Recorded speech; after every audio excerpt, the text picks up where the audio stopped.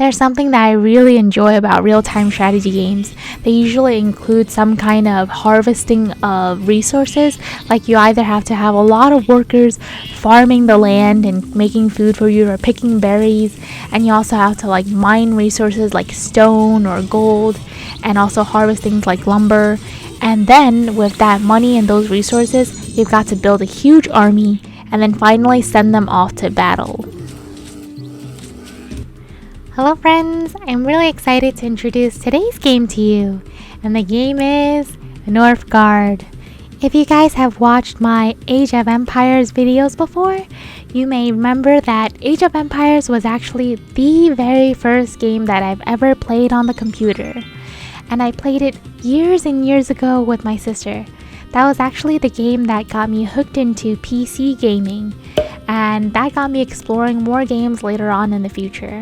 I've spent years playing Age of Empires, and that actually got me more interested in finding other RTS games or real-time strategy games because I loved Age of Empires. And so my search began for finding a real-time strategy game that I could play as often as I play Age of Empires. And guys, I did find it. As of this little video review, I have about 300 hours, and by the time you guys watch this, it'll probably be over 300 hours.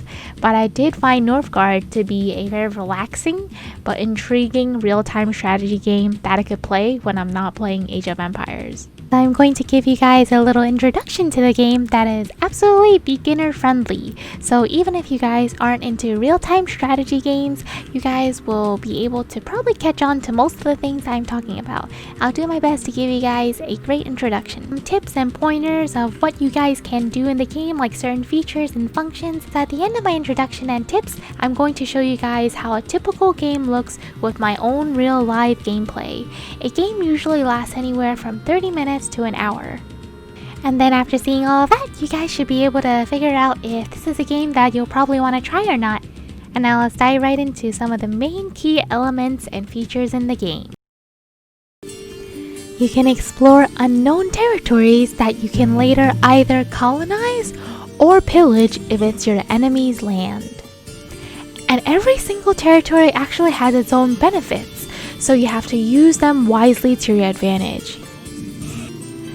Like on this land that I just colonized, there's treasure ruins. Treasure ruins, after being scouted, will reveal extra coins and lore points for me, and lore points that you can also gather from things like a rune stone will allow you to upgrade your current technology.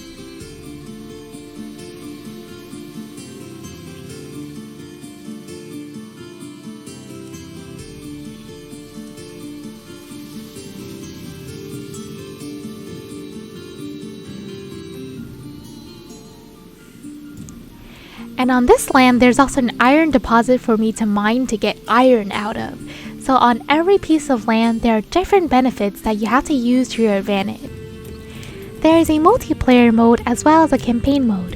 In the multiplayer mode, you can ping, signal, and chat with your allies to figure out who's going to colonize a specific plot of land, or if you need help because you're getting raided, or just to attack the enemy together. You can cooperate and talk about your strategic planning.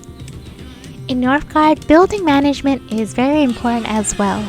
There are things that you'll have to keep track of, like food and lumber to keep your people fed and also warm enough, but you'll also have to remember to build houses for them so that you can have new population. And something else you'll have to keep track of is everyone's happiness. If your villagers' happiness is negative, then they will simply stop allowing new people to move into your town. So you'll have to build correctly and build things like a brewery to raise the overall happiness of your villagers. There are a variety of random events that happen in one Northgard game. Right over here, my villagers are actually getting attacked by a random wolf that ran into my territory, so I have to fend that off. But in Northgard, there's more than one kind of random event. It could either be the Kraken attacking your dock, it could be a random wolf, or even some ogre-like monsters that are much stronger. In Northgard, not only do you have to battle the other enemies, you'll also have to fight along with the season changes. In the summertime is where you're supposed to harvest and collect as much resources as you can. and your resource collecting skills are put to the test during the winter months. In the winter months, you usually get a decrease in your wood production and also your food production. And based on how well you collected in the summer months, you'll see if you have collected enough to keep your villagers warm and fed. And if your resource management wasn't done well enough in the summer months, then you'll definitely see some penalties happening during the winter and even after. Like your villagers may starve to death and they'll die, or your people might get sick, or some of your buildings might go on fire because you don't have enough money for the upkeep. Or if the enemy has scouted you already and they see that you're already weak, that would be the perfect time to kill you because you're already weakened by a poor resource management. And like any real-time strategy game, there will always be war and there will always be fighting. So you can do a variety of things in Northgard. You can make different kinds of militia. You can use your micromanagement skills to determine which is the best route and best strategy to take. And of course, the amount of army that you can make is based on the amount of resources that you were able to collect. And at the end of every game, whether it be a victory or defeat, you'll get a map analysis of kind of like a timeline of which ally or enemy colonized whichever areas and all their statistics during the game.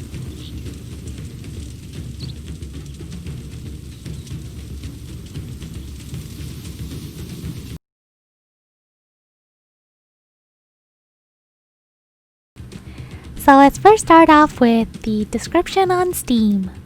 Northgard is a strategy game based on Norse mythology in which you control a clan of Vikings vying for the control of a mysterious newfound continent.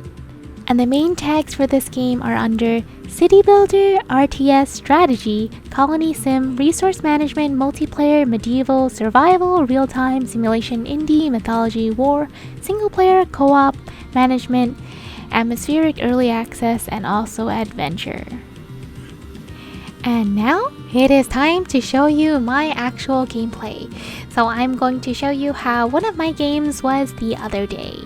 Please enjoy, and if you have any questions, please do feel free to leave them in the comments.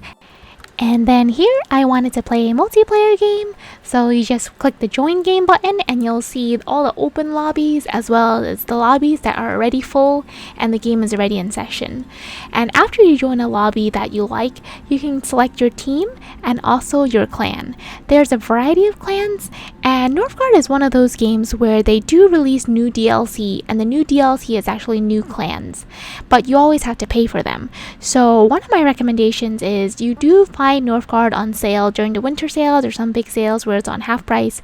So if you do like the game, you might want to catch it when it's on sale and then end up using the extra money for DLCs.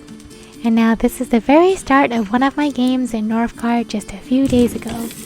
And this is the way that I think would be best for you guys to see how an actual game goes, what kinds of things you have to look out for, and if you guys have any questions, I'm always happy to answer them in the comments. Please enjoy the video!